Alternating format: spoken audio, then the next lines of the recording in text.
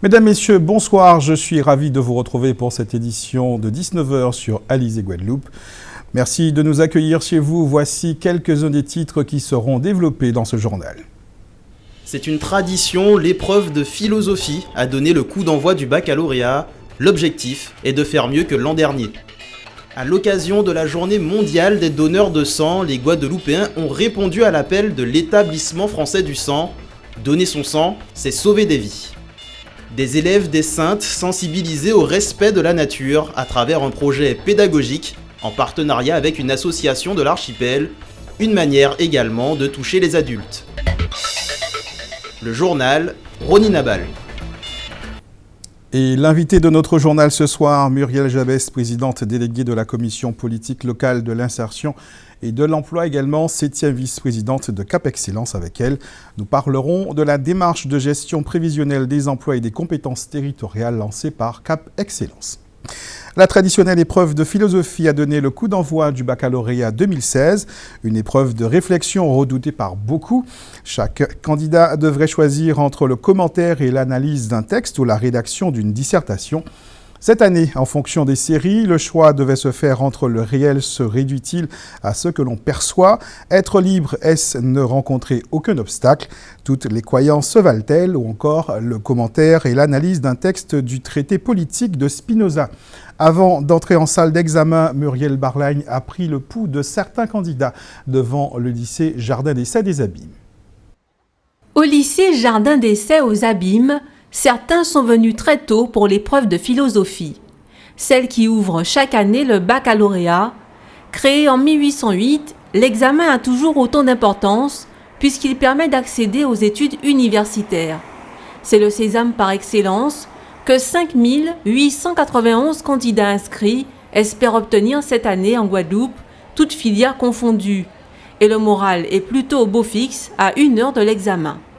J'ai envie de dire qu'on est serein, mais c'est la première épreuve, donc on se donne pas trop de pression. On se dit que le reste arrive, on est serein, on attend, on essaye de se calmer un peu, on n'est pas trop nerveux, enfin on essaye. Et bien on attend, il est pas encore 8 heures, donc on attend que le stress monte, le stress va monter, on le sait, mais on va essayer de gérer tout ça, je pense. Il y a beaucoup de sujets sur lesquels je n'aurais pas aimé tomber, mais j'aurais bien aimé tomber sur la liberté ou le bonheur, peut-être l'art. Ce matin, je pense qu'on est tous un petit peu nerveux parce que c'est la première épreuve, et puis on va essayer de donner le meilleur de nous-mêmes, et puis ça devrait le faire. Je suis assez serein parce que j'ai travaillé, donc qui dit travail, qui dit réussite. Tout au long de l'année, c'est un travail sur soi-même. Il faut travailler, il faut avoir de l'assiduité régulièrement. Et puis, on commence les révisions au mois de mai et on se rend compte que si on a travaillé toute l'année, que tout se passera bien, que tout est frais dans notre tête et voilà. Peu après 7h30, c'est le moment de regagner les salles, mais pas sans avoir récupéré une petite collation. Une initiative de la FCPE mise en place depuis 3 ans. Cette année, Camille Galap, le recteur de l'académie, a choisi cet établissement pour encourager les élèves au début de l'épreuve. Donc, monsieur Camille Galap, donc il est important pour moi d'être à vos côtés pour le démarrage de ces épreuves. Le baccalauréat, c'est un temps important dans la vie de l'académie. Et j'imagine que pour vous, c'est encore plus important. Dernier conseil, rappel des consignes, il n'est plus possible de faire machine arrière. À quelques minutes du début de l'épreuve, les feuilles contenant les sujets tant attendus sont distribuées, mais face retournée. Il faudra attendre la sonnerie pour les découvrir. Le suspense est à son comble.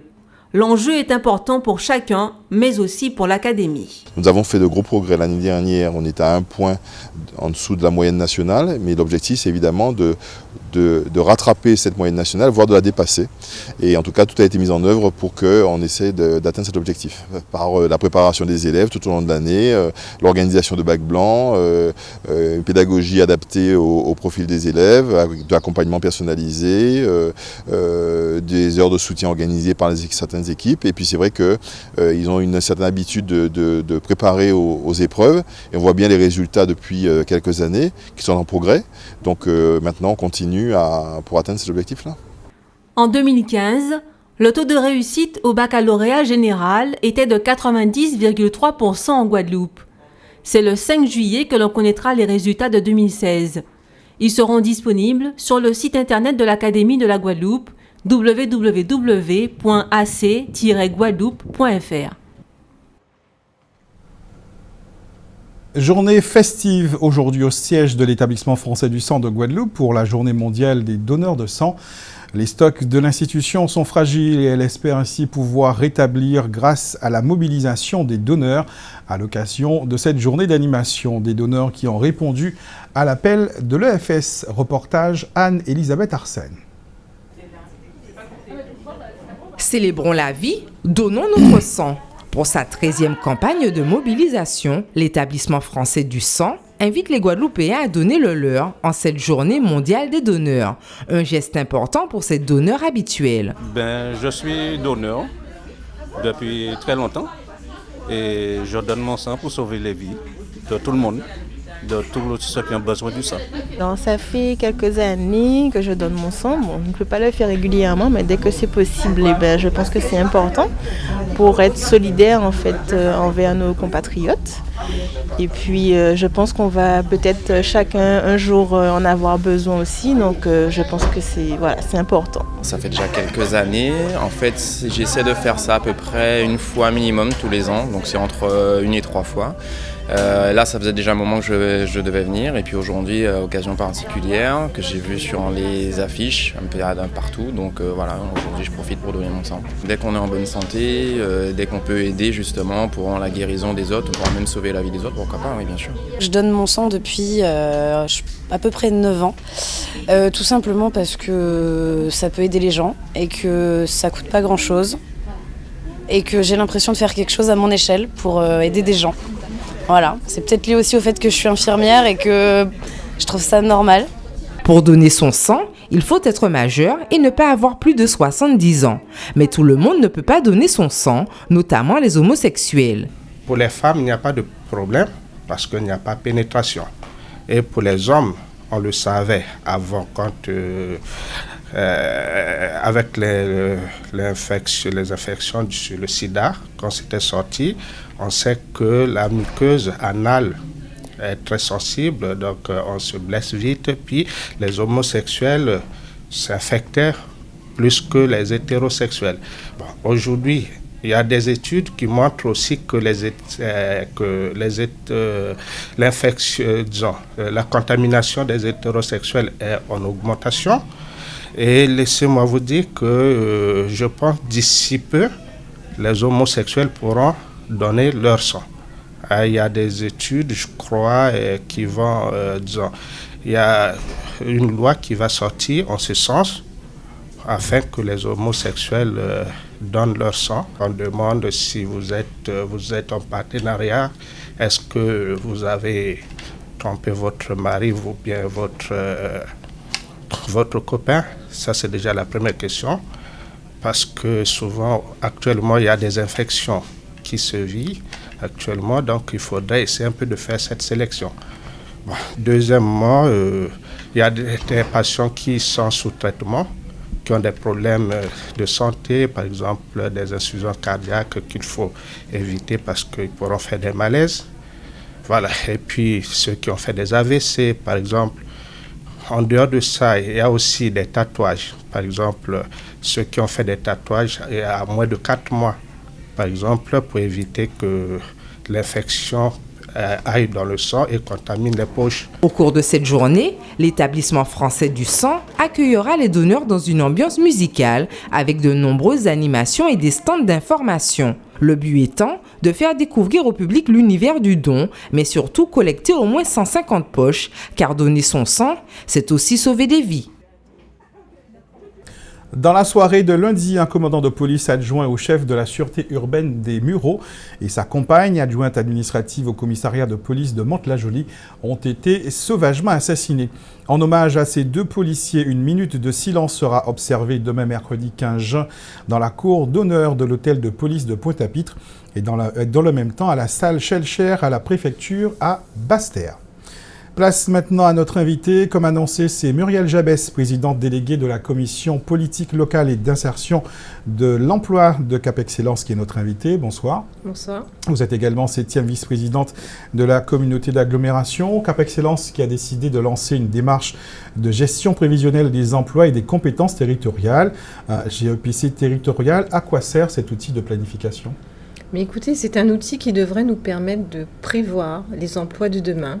Donc nous allons nous servir des projets qui sont en cours à Cap Excellence dans un premier temps et essayer de mettre en place une vraie démarche de concertation avec tous les partenaires qui touchent de loin ou de près à l'emploi et à la formation pour prévoir, donc anticiper les emplois de demain, former les potentiels demandeurs d'emploi et personnes susceptibles de pouvoir remplir ces emplois. Alors, est-ce que c'est une démarche qui est singulière à Cap Excellence ou est-ce que c'est une démarche qui est commune aux autres collectivités ?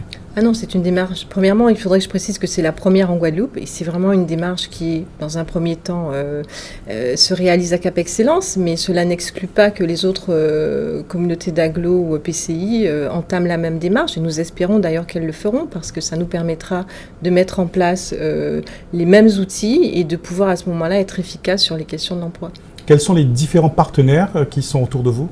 Alors, l'État, avec la DIECT notamment, qui nous accompagne très fortement, le conseil régional, le conseil départemental, le pôle emploi, Cap Excellence bien sûr, et il ne faudrait pas oublier le centre hospitalier, le centre hospitalier universitaire de Pointe-à-Pitre, qui est l'un des partenaires en tout cas qui a accepté de jouer le jeu sur ce projet concernant la reconstruction du CHU. Alors, vous organisiez ce matin le 2e comité de pilotage de cette démarche. Vous êtes réunis donc à Cap Excellence et il était aussi question de signer l'accord cadre relatif à la mise en place de ce GEPCT. Que prévoit cet accord cadre ? Alors, l'accord cadre prévoit les modalités de mise en place de cette démarche. Donc, dans un premier temps, effectivement, nous avons le comité de pilotage, donc, qui est l'organe politique, et puis le comité opérationnel, où là, tout va se jouer. Donc, nous avons un bureau d'études qui nous accompagne, en fait, un partenariat de 3 bureaux d'études. Et avec eux, nous allons voir comment cette démarche va être mise en place. Donc c'est vraiment un échange de concertation. C'est une démarche qui va s'étaler sur 10 mois, une année à peu près, et à l'issue de laquelle on devrait pouvoir sortir un plan d'action. Donc les actions à mettre en place, voilà, et qui fait quoi, comment on accompagne. Mais ce qui est important de retenir, c'est que c'est une démarche qui doit permettre de construire, de structurer une méthodologie de travail. C'est pas juste là une démarche et puis après on oublie. On crée véritablement un outil qui va permettre sur les questions de l'emploi et de la formation, dès lors qu'il y aura un projet structurant, il entrera, je dirais, dans le cadre de cette démarche et à ce moment-là, on va pouvoir mettre en place les formations, faire un suivi au niveau de l'insertion aussi. C'est pas que l'emploi, il y a aussi l'insertion de certains publics. Vous le disiez, cette démarche est innovante, vous êtes précurseur en la matière. Sur quoi vous allez vous baser pour pouvoir mettre en place cette démarche de prospection ? Alors, dans un premier sur qui ? Alors, dans un premier temps, nous avons besoin de tous les partenaires qui interviennent à ce niveau-là, donc tous les partenaires de l'emploi, de la formation, les associations, donc la DIECT, Pôle emploi, ils sont partie prenante, mais également des partenaires sociaux. Donc nous avons sollicité partenaires sociaux, aussi bien salariés que patronaux. En fait, tous ceux qui touchent de près ou de loin à l'emploi et à l'insertion. Vous parliez d'un certain nombre de chantiers. On sait que le territoire de Cap Excellence, c'est Pointe-à-Pitre, Bémao et les Abîmes. Quels sont les grands chantiers qui sont concernés ? Alors, les grands chantiers, je vous l'ai indiqué tout à l'heure, il y a la reconstruction du CHU. Il y a également le projet de transport en site propre. Alors, tramway ou pas, ça sera vu, mais en tout cas, il y aura ce projet de... Il y a donc tout ce qui concerne les filières liées à la croissance bleue, les métiers autour de la mer, la croissance verte également. Tout ce qui concerne la culture, l'artisanat d'art, le tourisme, donc il y a quand même pas mal de chantiers, et notamment tous ceux qui ont été évoqués lors de la présentation du PASEC que Cap Excellence a fait il n'y a pas très longtemps, où donc elle a déployé son plan d'action stratégique économique, et là, tous ces projets-là donc, rentrent dans le cadre de cette démarche. On parlait des acteurs institutionnels et des partenaires institutionnels. Qu'en est-il des socioprofessionnels et des entreprises dans cette démarche ? Bien écoutez, ils sont représentés en tout cas par leurs syndicats pour nous. Il est difficile de pouvoir concerter tout le monde dans un même espace, donc qu'il faut rationaliser. Donc la CCI est également partenaire, j'en oublie certainement, la RACT qui était là ce matin. Il y a vraiment tout, comme je vous disais tout à l'heure, tous les partenaires qui touchent de près ou de loin à l'emploi, donc pour les entreprises au niveau donc, des syndicats, et puis pour les salariés, les organisations sont là pour les représenter, en tout cas en partie. Mais après, c'est vrai qu'il est difficile d'avoir tout le monde autour d'une table, mais ce n'est pas exhaustif. De toute façon, au niveau du bureau d'études, on travaillera par projet. Et à ce moment-là, certains acteurs pourront intégrer des groupes de travail sur les projets qui les concernent. Merci beaucoup Muriel Jabès d'avoir été notre invitée. Je rappelle que vous êtes présidente déléguée de la commission politique locale de l'insertion et de l'emploi, 7e vice-présidente de Cap Excellence. Merci de m'avoir invitée. Place maintenant à notre tour d'horizon de l'actualité dans la grande région. À Antigua, un appel au financement est lancé pour la réalisation d'un film sur Bob Marley. Mais avant, retour sur la fusillade d'Orlando, c'est notre rendez-vous Caraïbes. 3 jeunes d'origine dominicaine ont été identifiés parmi les 49 victimes du massacre mené par Omar Mateen Siddiqui, un Américain d'origine afghane responsable de la fusillade de masse au Pulse, une discothèque gay à Orlando.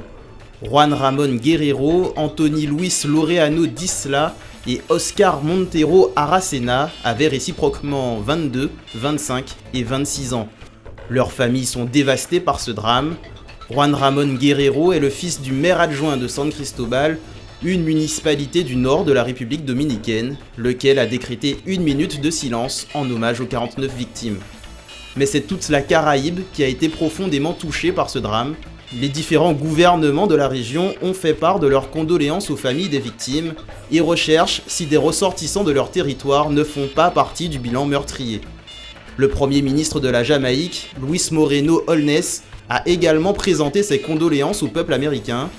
Dans une lettre adressée à l'ambassadeur des États-Unis à la Jamaïque, Luis Moreno Holness rappelle que les États-Unis ont résisté avec la Jamaïque en permanence tout au long de leur histoire et aujourd'hui, c'est la Jamaïque qui est aux côtés des États-Unis pour tenter de trouver des réponses à cette tuerie.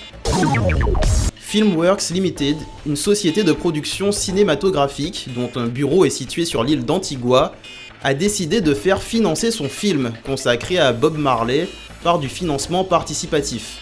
Comprendre un projet qui peut être financé par un grand nombre de personnes. Filmworks a obtenu l'aval du gouvernement d'Antigua et Barbuda pour ce type de financement à des conditions avantageuses pour attirer de riches investisseurs en provenance de Chine, du Moyen-Orient et de Russie.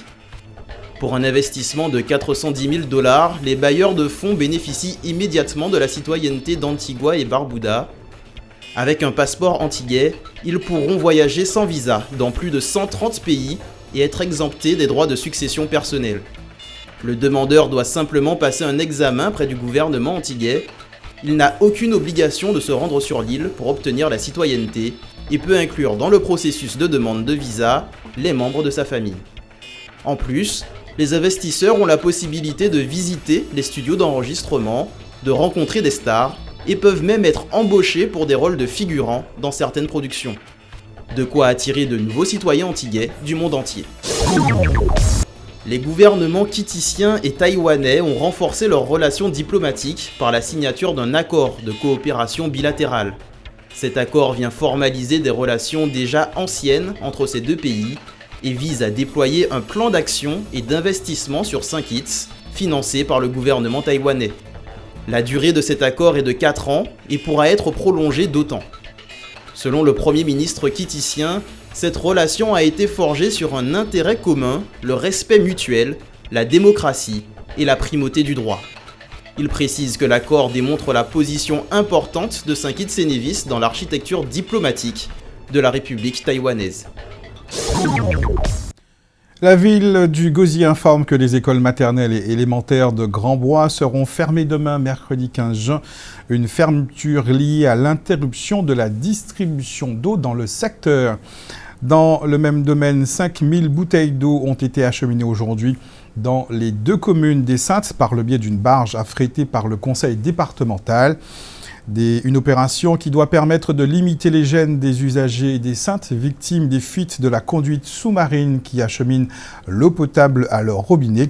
5000 autres bouteilles d'eau de 1,5 litre doivent être mises à disposition des Saintois par la communauté d'agglomération Grand Sud Caraïbes.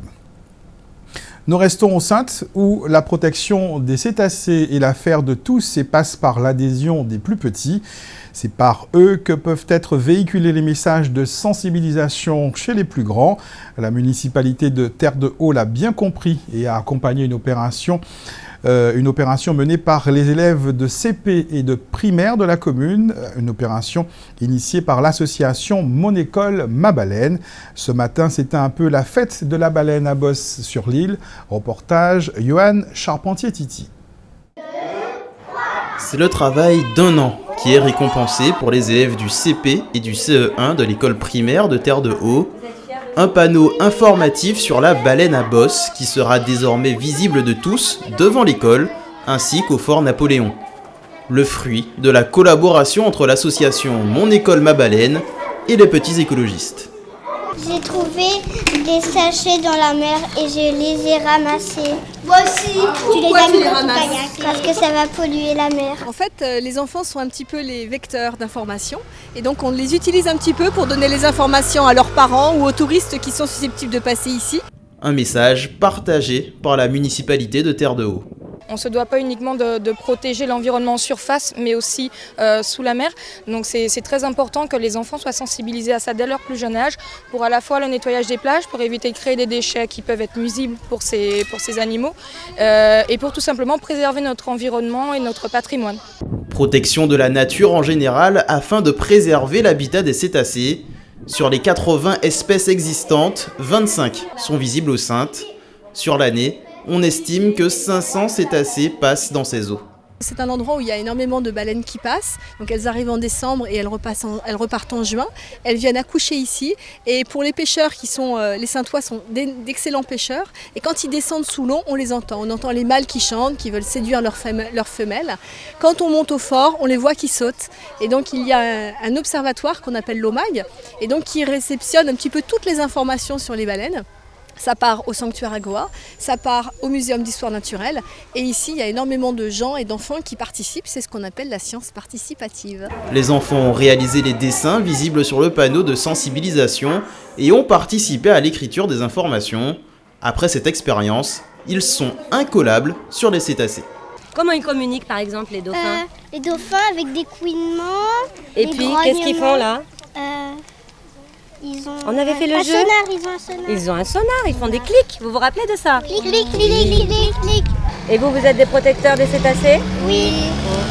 On a eu le diplôme de protecteur parce qu'on a su répondre vous avez su répondre à plein de questions.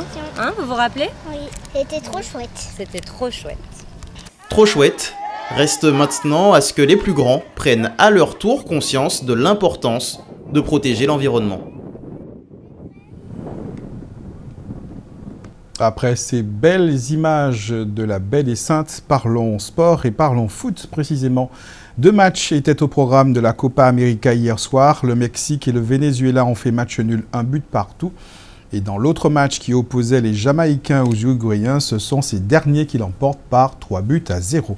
Ce soir, Chili-Panama et Argentine-Bolivie. 2 matchs étaient également au programme de la 5e journée de l'Euro 2016 dans le groupe F. La Hongrie s'est imposée face à l'Autriche par 2-0. Et sur le terrain mythique du stade Geoffroy-Guichard de Saint-Étienne, Cristiano Ronaldo et ses coéquipiers ont fait match nul, 1 but partout face aux Islandais. Créé au début des années 70, le Centre des métiers d'art de Pointe-à-Pitre forme chaque année des élèves et des stagiaires au dessin, à la photographie et à différentes activités artistiques tout au long de l'année. Jusqu'au 22 juin, le CMA ouvre ses portes pour une exposition des travaux des élèves de la classe prépa, art design, mais aussi des adhérents des ateliers du CMA. L'occasion également pour l'institution de faire connaître ses activités et de prendre les inscriptions pour sa rentrée, programmée en octobre prochain. Reportage Muriel Barlagne.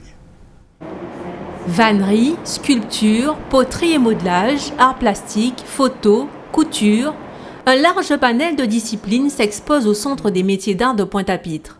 Comme il le fait chaque année, l'établissement met en valeur les travaux de ses adhérents, ceux issus des 10 ateliers proposés ou des élèves de la classe prépa art et design. C'est tout le cheminement de leur processus de création que ces derniers nous montrent. Cette année, ils ont planché sur plusieurs projets, les fractales ou encore le chien créole. Des réflexions qui les ont aidés à se préparer à l'entrée aux écoles des beaux-arts.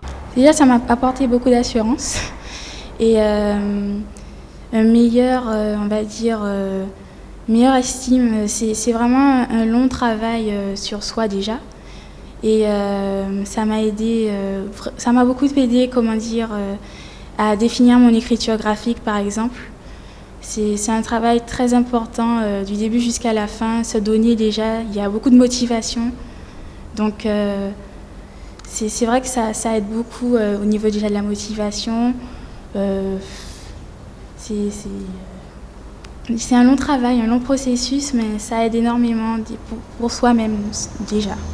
L'atelier couture a été l'un des plus fréquentés, avec 3 groupes de 13 personnes, essentiellement des femmes. Encadrées par Chantal Rousseau, elles ont appris les bases de la couture, de quoi être autonome pour fabriquer des pièces classiques. La thématique, c'était les maisons du monde. Donc on a choisi un tissu, une culture, on a travaillé le tissu africain. Donc on a beaucoup travaillé sur le tissu africain. Le petit défilé de fin d'année lors du vernissage a permis de montrer ce que les adhérents ont pu faire pendant l'année d'octobre à juin, jusqu'au vernissage. 200 personnes se sont inscrites au Centre des métiers d'art cette saison, dont 19 en classe prépa. L'établissement a fêté ses 43 ans cette année et compte développer encore ses actions en faveur de la transmission des pratiques artistiques et artisanales. De nouveaux ateliers doivent ouvrir leurs portes à la rentrée d'octobre 2016, autour d'activités comme le design floral ou la confection de bijoux.